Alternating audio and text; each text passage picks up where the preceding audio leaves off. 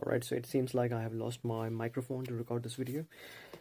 As you can see, I have a couple of X100 series cameras on the desk here, and I have one at the repair shop and I have sold another one. So most of you will not be buying a new X106. First of all, it's not available, and if you go online, you're gonna find one very expensive, way above the market price. So most of you would be going for a used camera, probably from the original X100 to X105 or X100V.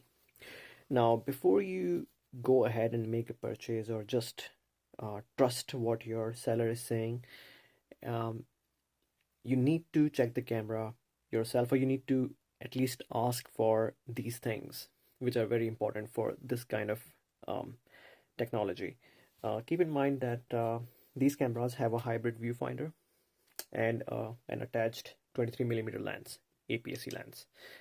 And if you open this camera to see the hardware, it's way complicated than your typical DSLR uh, or your interlens changeable, or whatever it's called. Yeah, interlens changeable cameras, ILCs. So this is a way complicated technology. Now, let's talk about the original up to X100F. Now, from the original to X100F, these cameras are not weather sealed, which means they can be exposed to moist and they can be exposed to dust. Dust is a very common issue in these cameras. So the first thing you should be checking is the dust in the hybrid viewfinder. And believe me or not, all of my X100 series cameras, like the original ones, the first gen, as well as the X100S, which I sold, had the dust in it. The viewfinder has like some very micro dust inside. I can't show you, but you can see a little bit. Yep, you can see it's superficial maybe, but there is some dust inside. And the dust goes through this wheel right here. And because the dust is so fine, it goes directly into the lenses in the hybrid viewfinder, and they cannot come out. And if you try to use the air blower, I would suggest not to do it, because possibly this dust would end up on the sensor itself, or maybe inside the lens somewhere. So you don't want to do that, first of all. So keep in mind that if you see the dust in the hybrid viewfinder, you can try to negotiate the price down, because if you send this camera to a repair shop to get the dust removed, it's gonna cost you in hundreds. Any repair related to these cameras is not going to be cheap, first of all. So dust in hybrid viewfinder, see if it's bothering you. If it is, you can try to negotiate the price. But keep in mind that the old gen cameras, like the original or S or maybe the T, the seller would say, hey, you're buying the used camera, it's an old camera anyway. So most of these will have dust inside them, so they can't be clean. I have 4 of these original ones, and I had an S as well, and all of them had the dust in the hybrid viewfinder. So that's point 1. Second point is to check the sticky aperture blade, and this issue is not only limited to the first gen of the X100 series cameras. This issue has been highlighted in actually all of them. X100S, I had this issue, sticky aperture blade issue, with my X100S, which I sold at half price. This is not well documented, because when this problem occurred in 2011, the Fujifilm released a statement that because of an earthquake, their production line was affected, and the batch 13 and 14 were the most affected, something like that. So people would say that, they fixed the issue, but the issue still exists. Like, you just have to Google it, and you have to be unlucky enough to buy one of those affected cameras, especially if you're buying from eBay, where you can't see the camera physically. The chances of you getting a lemon is very high. So that was my second point. And how do you check the sticky aperture blade is you turn on the camera. Okay, maybe there is, yep, okay, not this one. Let me try the F. All right, so you turn on the camera, okay, and you can see that you are at F2. So just face the camera your way and just press the shutter.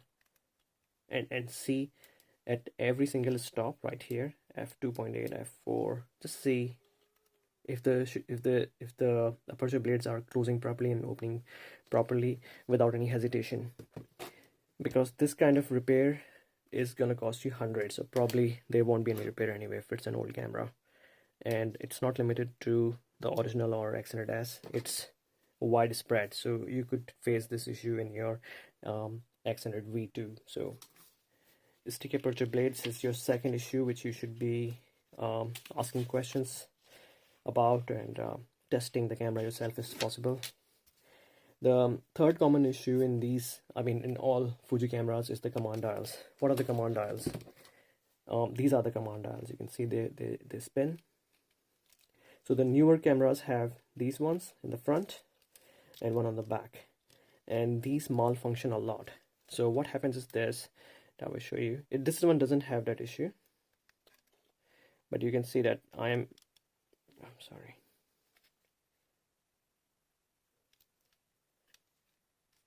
I completely forgot.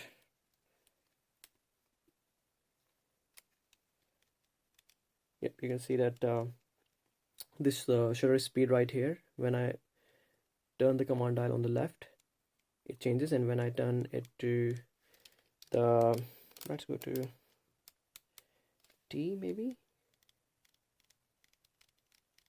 Yep, alright. So you can see that if I'm turning it right, the shutter speed is increasing.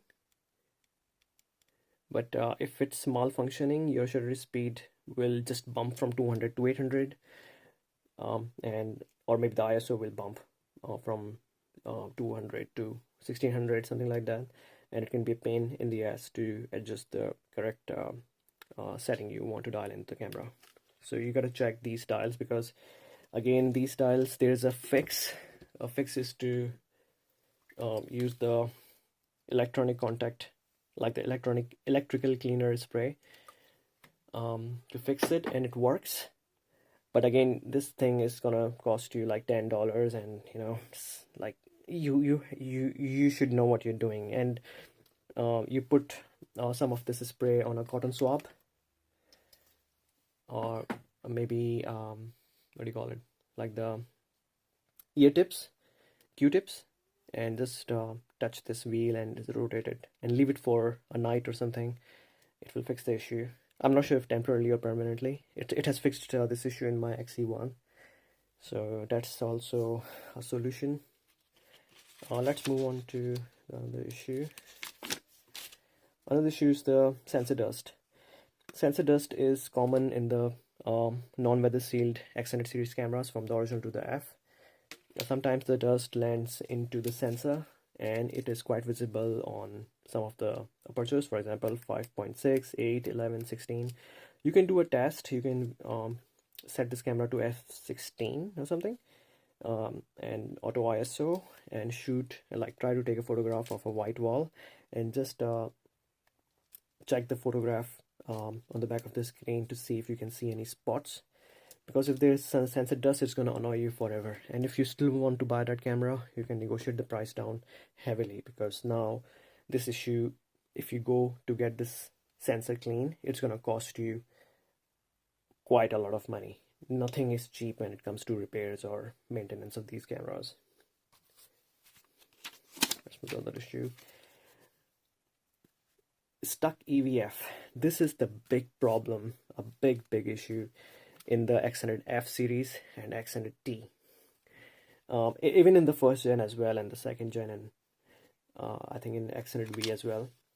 So what happens is this, that first of all, the X100F is the most common variant which is affected by this issue. So your EVF curtain, let's turn it on. Alright. Okay, you can see that when you flick it, it goes up, right? So when your EVF is stuck, it wouldn't move. Sometimes it would stuck like this and you can't do anything. Sometimes it would stuck like this and it will not go up, and you can't use the EVF at all. That's the problem.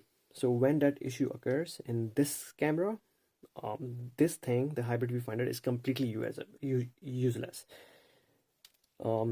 you can't use the OVF properly because you have double vision.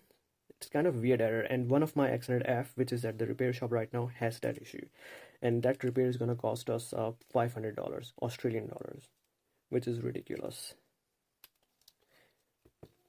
So check the stuck EVF, specifically in X100F. That's a common issue. And if you see that issue, just don't buy the camera. Don't waste your money, because repair is gonna cost you a lot of money. And I'm gonna make a video about X100F specifically as well. So that's the problem with the stuck EVF. And there are two solutions for this issue, which have proved to be working. First, you bang your camera upside down like this, where the EVF hybrid EVF is, tuck like this, maybe like this.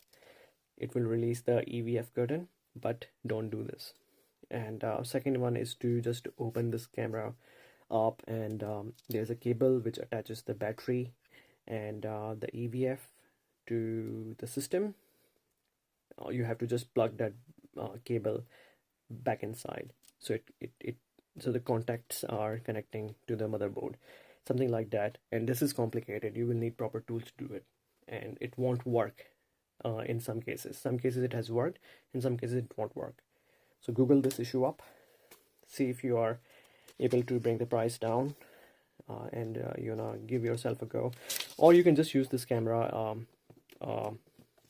as a without EVF. Like, you can just use the screen to take the photos. It will still work. Like, you can just set it to LCD only, and you can just use it like this. It will still work, but this won't work. Alright, so I think the video is getting longer than I expected. So that's pretty much it from my side. If you have any questions regarding X100 series cameras, just pop them in the comment section below. Please make sure you're subscribing to the channel as well, because only 300 people have subscribed so far. I get lots of likes and comments, but no subscriptions. Please subscribe to the channel, and I'm more than happy to help in buying your first X100 series cameras. So yeah, let's work together. Thank you so much.